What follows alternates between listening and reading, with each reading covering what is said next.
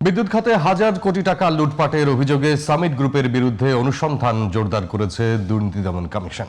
বিদ্যুৎ উন্নয়ন বোর্ড ও বিপিসির কাছে তথ্য চেয়েছে সংস্থাটি। একই সঙ্গে সিঙ্গাপুরে অর্থ পাচার এবং অবৈধ সম্পদের অভিযোগও চলছে দুদকের তদন্ত।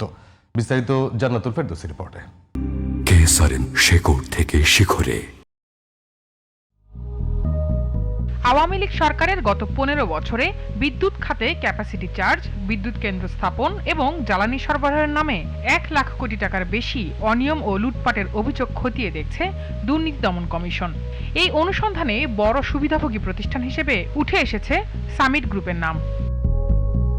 দুদক বলছে, বিদ্যুৎ খাতে সামিট গ্রুপের আর্থিক লেনদেন, ক্যাপাসিটি চার্জ গ্রহণ এবং জ্বালানি সরবরাহ সংক্রান্ত তথ্য যাচাইয়ে বাংলাদেশ বিদ্যুৎ উন্নয়ন বোর্ড এবং বাংলাদেশ পেট্রোলিয়াম কর্পোরেশনের কাছে প্রয়োজনীয় নথি চেয়ে চিঠি পাঠানো হয়েছে। এছাড়াও সিঙ্গাপুর ভিত্তিক সামিট পাওয়ার ইন্টারন্যাশনাল পিটিই লিমিটেডের অনুকূলে অন্তত 1500 কোটি টাকা পাচারের অভিযোগের অনুসন্ধান শেষ করেছে দুদক।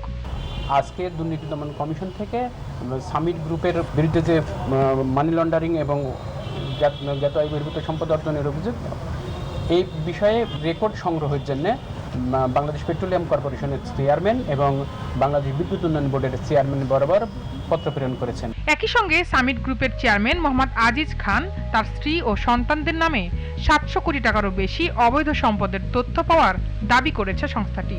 এসব সম্পদের উৎস জানতে তাদের কাছে সম্পদ বিবরণী চাওয়া হবে বলেও জানিয়েছে দুদক। সামিট কমিউনিকেশন লিমিটেড 7 জনের বিরুদ্ধে দুর্নীতি দমন কমিশনে একটি মামলা হয়েছিল। তাদের বিরুদ্ধে অভিযোগ ছিল তারা